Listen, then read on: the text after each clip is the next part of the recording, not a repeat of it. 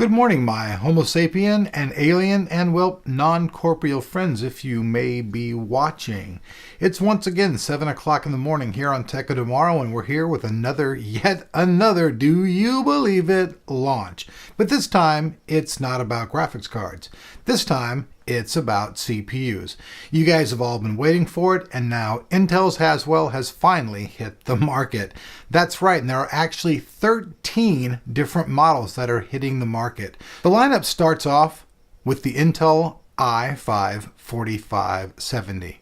Now, this CPU is 3.2 gigahertz, and it's about $200 coming to the market, and it goes all the way up to the new i7-4770R. Now, the one that we're going to be reviewing today is the new i7-4770K. This is the only unlocked chip of the entire i7 line. There's actually one of the i5 that's also unlocked, and we'll talk about that in a second. So that's it. It's launch day. Let's jump in, talk about a few of the different CPUs, then jump into about the test station, and then finally on to the benchmarks, and then let's see, hey, is this thing worth your money? All right, folks, so like I said, there's going to be 13 new CPUs for the desktop environment, starting off with the Intel Core i5-4570 that has 4 cores, 4 threads, a base clock frequency of 3.2 gigahertz, and a turbo speed of 3.6 gigahertz. There are a total of 3 different varieties in this series, as you can see in the charts. 2 of the models offer no hyperthreading, but the i5-4570T has that feature, albeit that it has a clock speed of 2.9 gigahertz and a turbo speed of 3.6 gigahertz. It also has only 4 megabytes instead of 6 megabytes of level 3 cache. The i5-4570T, however, is the only desktop i5 that does have hyperthreading, as all the other models are seen with its absence. All the 4570 models feature Intel's 4600 graphics. The TDP is also pretty high on these SKUs, with the i5-4570 having a TDP of 84 watts. Now, I won't keep talking, folks, and go over every single one of the CPUs that are there. You guys can see there's also 4 more i5 CPUs, and then at the very last, we have 6 more of the i7 CPUs.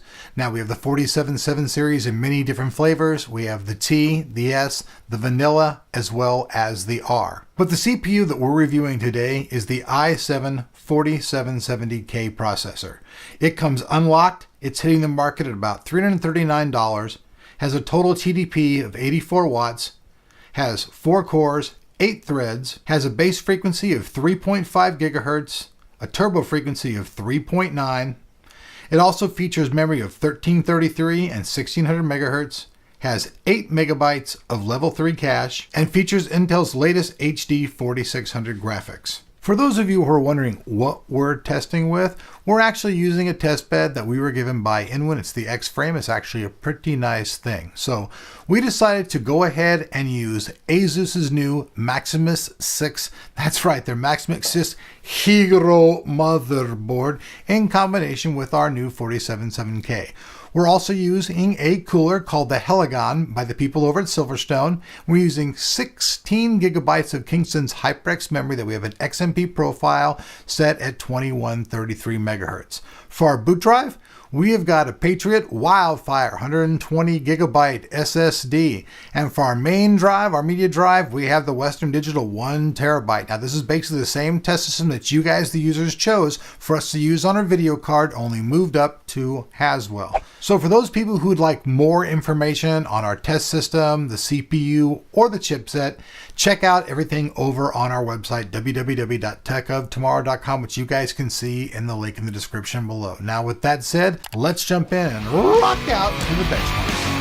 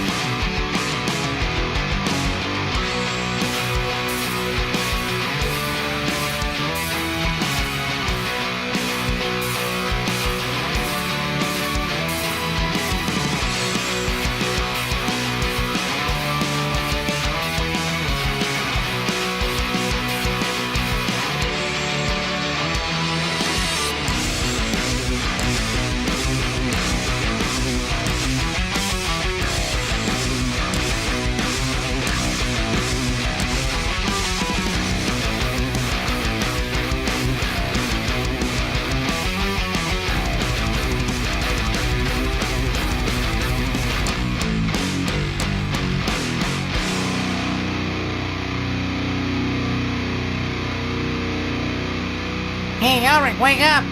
Oh, okay. Well, at this point, after being up multiple days doing this stuff, I could actually sleep to the benchmark song. I find it relaxing. Now, we actually got our test kit late, so we didn't really get a chance to do any really overclocking stuff with this. We'll get to that later for you folks. What we did, however, get was a lot of good comparisons for you guys to go with. So let me take off my old glasses here, because actually these things work better when I'm trying to see things up close and see far away.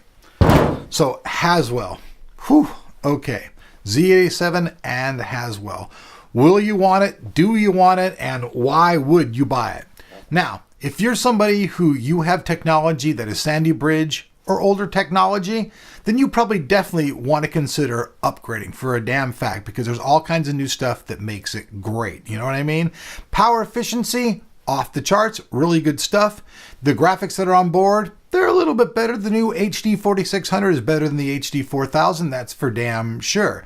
Now, if you're somebody who owns an i7 3770K though, however, and you're a gamer, I can't say in my right mind why I would recommend to you why you need to go out and spend $500. I mean, you'd be better off buying another video card and just pumping up your game and your video thing, because there's just not that much of a difference. And by $500, I mean because you have to purchase both the CPU and the motherboard. Your LGA 1155 motherboard will no longer work. You are going to have to purchase an LGA 1150 motherboard to make that new Haswell CPU have a home. So you guys saw in our test bed, we used the GTX 680 because we know lots of folks own that card, and we saw between 1 and 3 frames per second increase between using Haswell and Ivy Bridge. Now, I just don't feel like that's even enough reason to give an upgrade to. All the great benefits that I see with Haswell really are going to benefit more people in the mobile segment. Things like, power efficiency, I mean, that's really cool, but when you're plugged into your wall, do you think saving, a couple cents here and there is really going to matter all that much? I don't think people are going to go, wow, hey man, check it out, man. I upgraded to Haswell. My bill was like $1,000 less. Not happening. You know what I'm saying? So, but on the other hand, though, you're somebody who's taken that stuff on the road and you got yourself an Ultrabook or something like that, that would be really awesome technology, because long battery life, not getting hot, being able to run for long periods of time, hey, that's very great stuff. I just don't see for the desktop, if you already have something that's very current, really needing to upgrade. But if you don't own anything at all, hey, I would definitely be jumping into Haswell with the 1150, then jumping into the older stuff just because of the new technology involved. We saw that with encoding and stuff like that, you actually saved a little bit of time. So in that arena, there's actually a lot more improvements. If you're somebody who does video editing, you're somebody who does Photoshop and that type of stuff, a lot of productivity, you're going to see a lot better results with Haswell. And those are some reasons to actually look into it. So I hope you guys really enjoyed this review. I apologize we didn't get you guys overclocking stuff. We promised to get to that really, really soon, but we want to change it out to a water cooler at least. Maybe something better. We'll see what we work out. But I hope you guys like this video and appreciate all of our time for staying up and doing it. And if so, you guys know what to do. I'm not even going to say it. Everything else will be down in the link in the description below. We have our full written review on this. So if you guys want to check that out, make sure you do. If you're not subbed and you'd like to be subbed and always see the stuff here on Tech of Tomorrow, then hey, make sure you hit that button. See you later, brothers and sisters. I'm off to get some sleep.